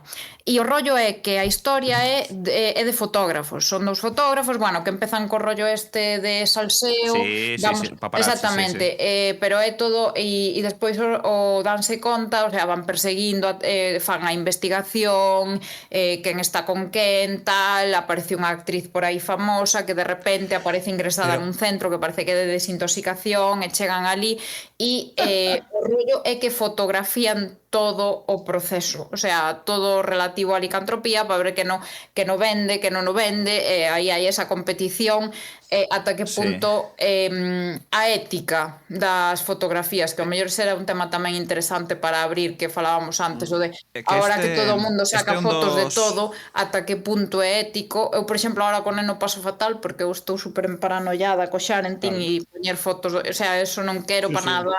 A miña parella prohibinho absolutamente, que foi tema de debate, non se pode mandar fotos do neno, a non ser que sexa a familia, e a familia non pode mandar fotos do neno por aí. E sobre todo sendo un neno tan pequeno, e claro, sí que nas rúas veces ves a xente sacando fotos e dice entraría, non entraría, sabes, non sei, eu paranoiame moito con iso, de ata que punto... É unha parte, é un derivado de que che quiten un anaco de alma, non? Porque ao fondo é o rollo de quitarnos a privacidade. E comercializamos con ela ou expoñemos, etc. Pareceme que bueno, pues acordoume agora o da licantropía. E con isto Está guai, porque mestura o tema da licantropía mestura as dúas cousas, non? É como unha especie de versión do tema do de fotografar monstros ahora que por fin temos cámaras, e por outro lado o tema da... Está guai, é como confluen dúas liñas de temáticas da fotografía nunha sola proposta, mola bastante. Sí, porque aparte ten unha imaxe moi impactante. Vou facer un pouco de spoiler, pero é o rollo de que só sobrevive unha fotógrafa. Esa fotógrafa, a persoa que está afectada pola licantropía, pídelle expresamente que colla a cámara mentras ela se vai matar para que deixe testemunha de que iso pasou e do proceso. Correcto. Entón, esa sí que é moi impactante. Rapaces, teño que deixarvos, perdón. Alba, Queremos graciñas moito. por estar. Botábamos moito de menos. Liberámoste. Graciñas, chao. Vamos quedar aquí 10 minutiños, 15 máis. Pois nada, graciñas como sempre, Alba, por a túa aportación. E quedamos aquí o dúo. Temos que non temos nome. Temos que buscar un. De todas formas, eu quería comentar baixamos a voz e a luz a Charlie, baixamos a voz e a luz. Como? Baixamos a voz e a luz, estamos en Petit Comité, xa o programa absolutamente nocturno. Estamos en Petit Comité, ¿no? Como empezamos un pouco a ser Baleiro perfecto. máis próximos. Fotografía. Bueno, unha idea moi potente que se aplicou moitísimo sobre todo na ciencia ficción fantasía, dixémolo aí a barra no medio, que é a da fotografía que revela, que revela o futuro. Viches como tracei aquí a idea de revelar con descubrir o Bueno, estou poesía. Poeta. Poesía. Pereiro poeta. Acabous aquí. Vale, nas máquinas. Non, pero que sí. Esta idea que ven sendo de sacar unha foto que amosa algo que pode ser ou algo que será ou algo tal, en fin. Hai unha chea, pero literalmente isto foi a idea que cando estaba buscando, documentando, máis atopei, ¿sí? Que a da foto que moitísimas obras, o sea, aquí vou dar 2 ou 3, pero que realmente se vas a Wikipedia ou Google e intentas buscar así, non, cousas, ves que hai unha chea de episodios de determinadas series ou de películas ou de tal que intentan amosar o futuro normalmente tráxico e de terror en base a fotografías, non? Tipo, saco unha foto e por sacarcha apareces morto, este tipo de cuestións. Bueno, eu quería rendir homenaxe que creo que nunca non sei se algunha vez seguro que falamos, pero creo que falamos moi pouco que é de R.L. Stein, o creador de Pesadillas.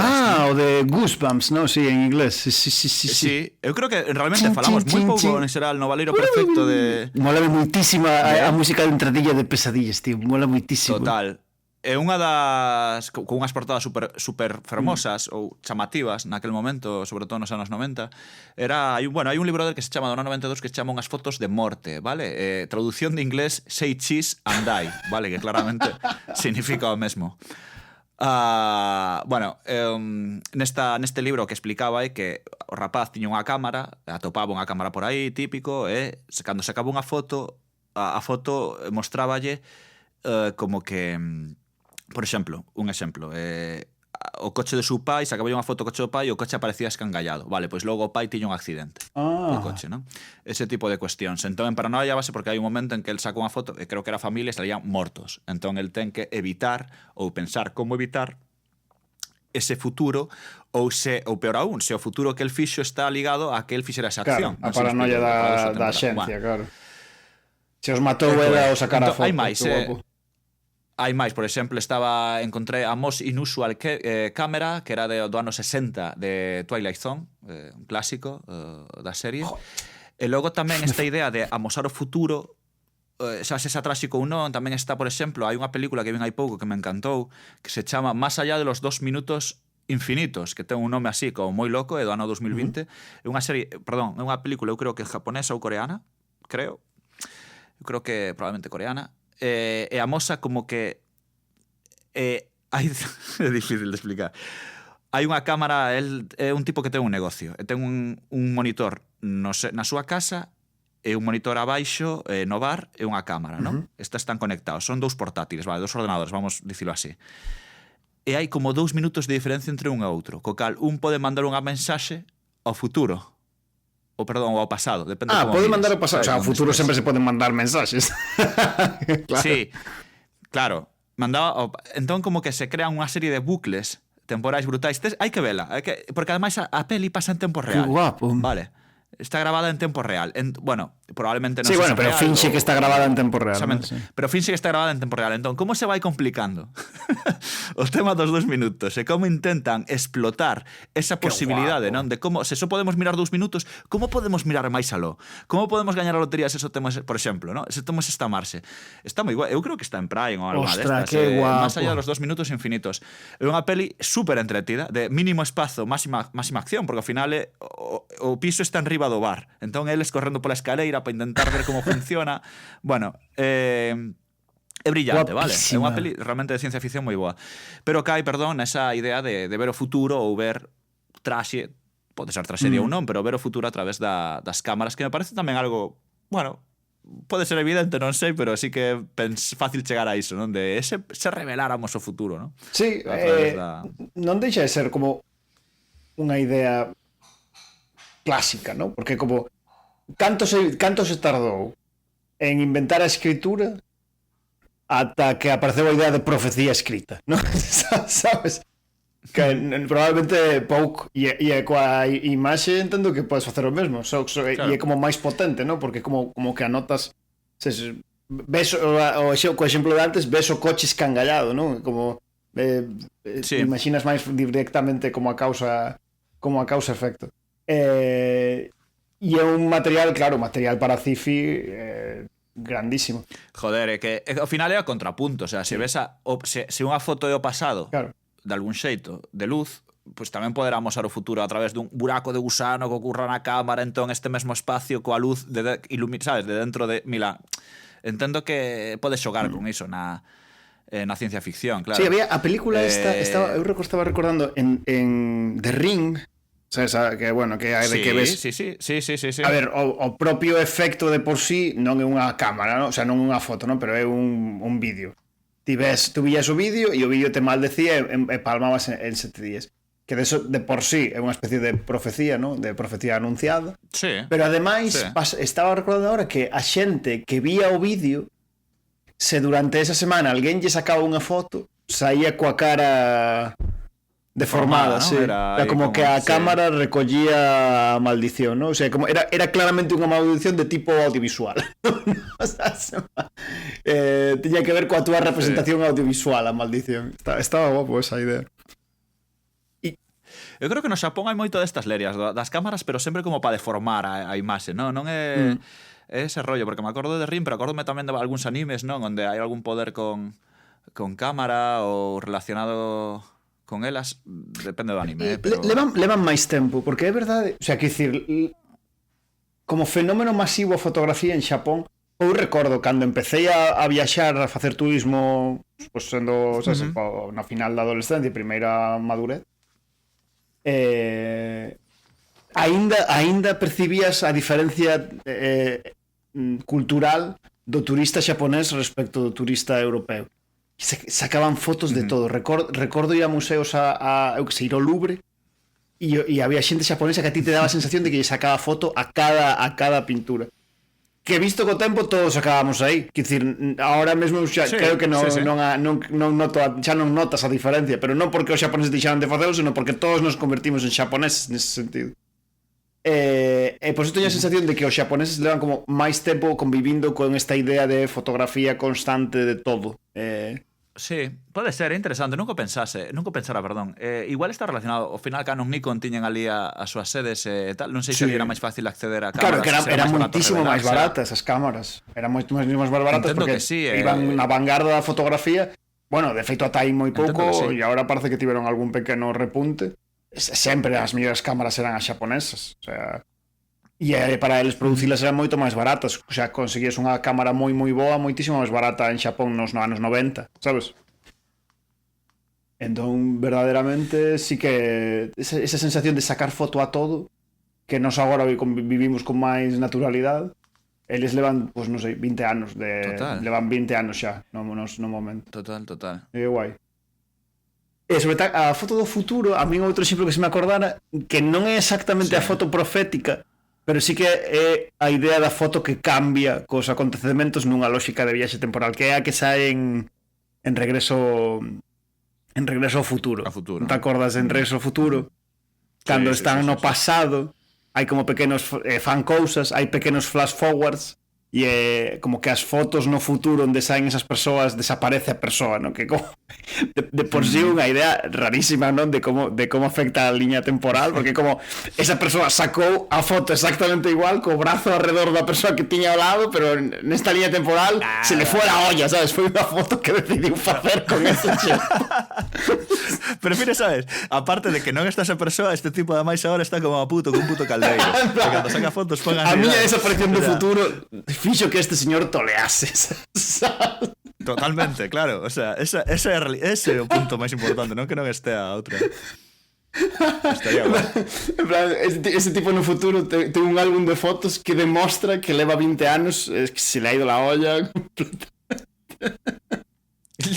En plan, sí, mi amigo Marty está aquí. Sí, aquí está, chaval. Porque podía también ser invisible. No, oye, no, en el futuro eres invisible, Marty, ¿sabes? No, ¿sabes? Entenderon mal, claro. De que desaparecer estas fotos en realidad era un superpoder. Método científico mal, ¿sabes? No, lo que pasa es que en el futuro ahora hay invisibilidad. Mólame moitísimo eso, porque eu sempre pensaba, porque como, que foto máis rara te queda no futuro, sabes? Da igual, tío.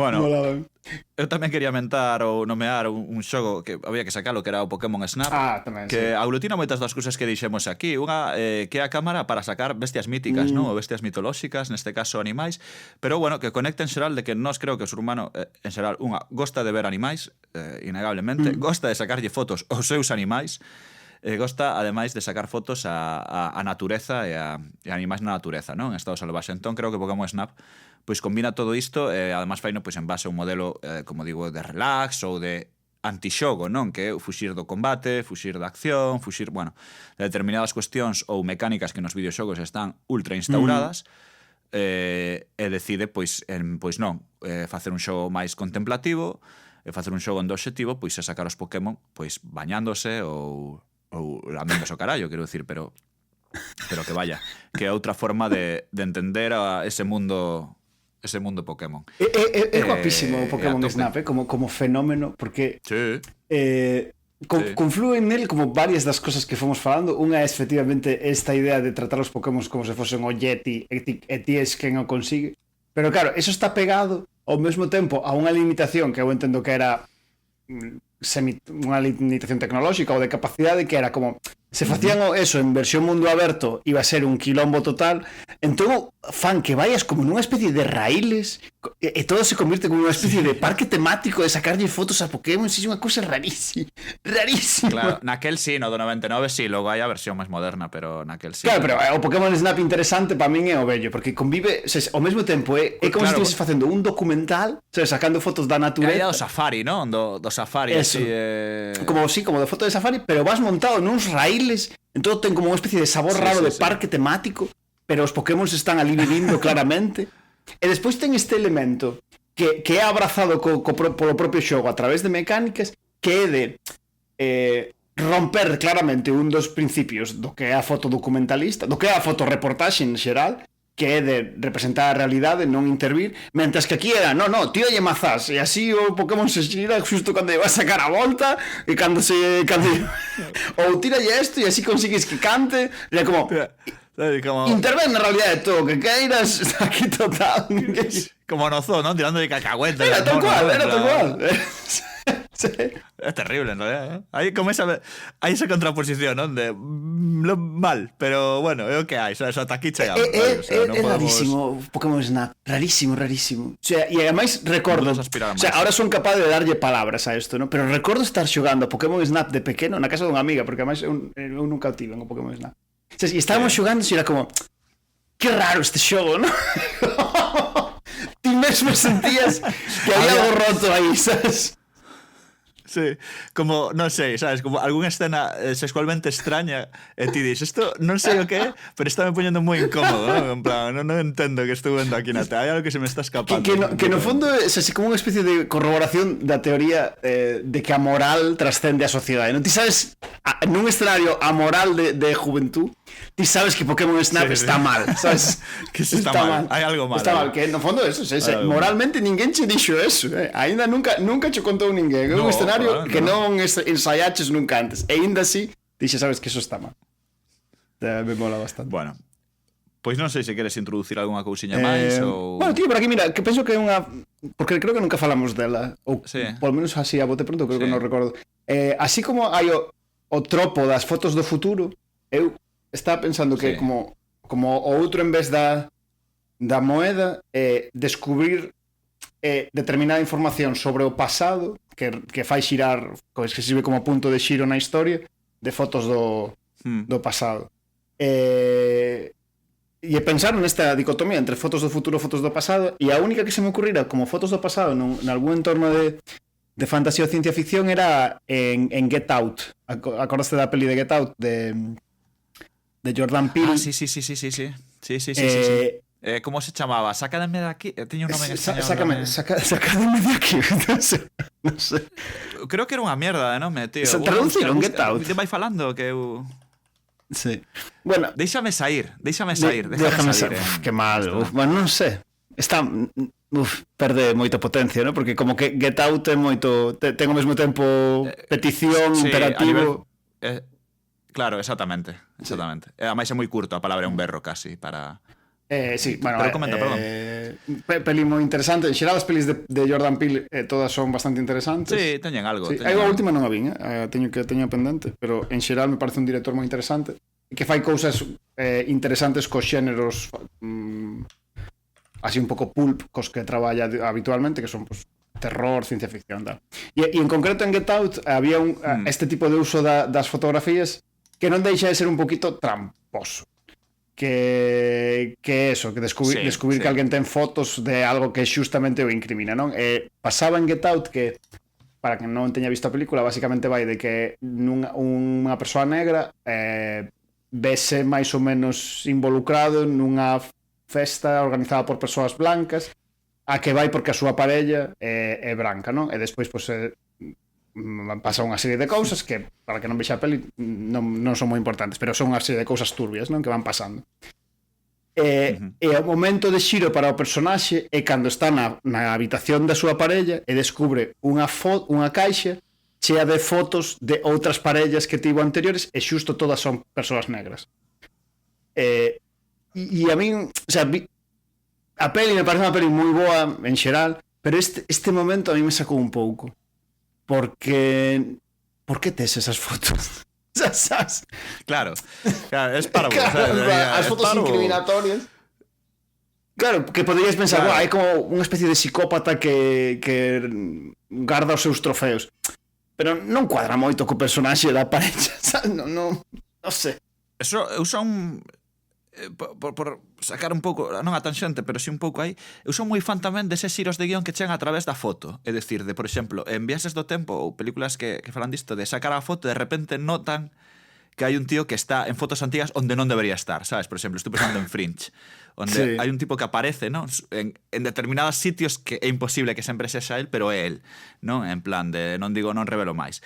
Pero tamén esa idea de que a min gustame, hai algunhas destas que a veces aparecen por internet ou recupéranse en foros de fotos do 70, fotos de X fotos onde aparece alguén con un smartphone ou que parece un smartphone e a xente volvese tola durante unha semana intentando averiguar se esa foto é real ou que tiña ese tío nas mans ou porque hai un tío vestido sabes, como se fose un rapero dos 90 no medio sabes, do ano 63 nun discurso de Nixon, eu que sei. Destas mola moitísimo.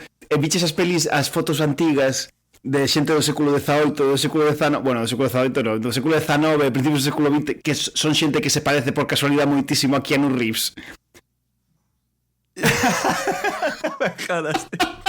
En serio? Sí, hai todo unha teoría de conspiración de que Keanu Reeves é unha persoa inmortal. Hostia. Porque hai como 3 fotos de peña antiga en diferentes lugares do mundo, en diferentes momentos, que todas se parecen moitísimo a Keanu Reeves.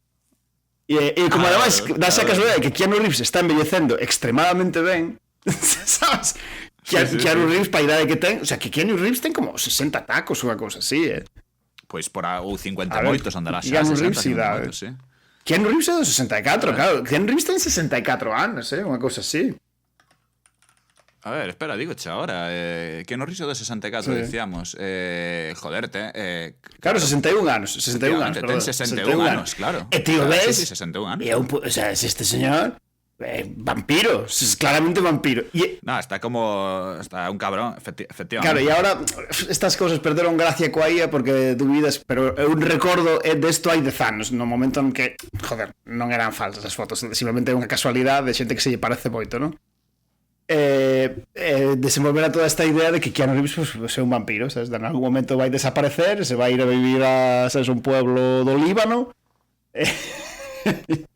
e a reiniciarse como... Me flipa. Como, efectivamente. Bueno, pois pues, coa idea de Keanu Reeves inmortal podemos quedar, non? Alosado nas fotografías. Que non nos unha historia así, pero nada... Sí, pero bueno. Nada grave, como digo eu, non hai nada máis. Nada, agardamos volver prontiño a falarvos de... Iba a decir de Terramar. Sí, ojalá. O sea, eu creo que sí, hai que apostar por Terramar. Hai que apostar. Apostamos tamén por volver antes. É que a idea, por que tardamos tanto? Eu confieso, porque estamos liados. Eso hai que confesar a xente que queda aquí ata o final. Pero non é excusa. Pero logo é que nos gustaríamos gravar os 4. Pero entón é moi difícil, non por unha persoa en concreto, senón que os 4 xusto poidamos o mesmo día.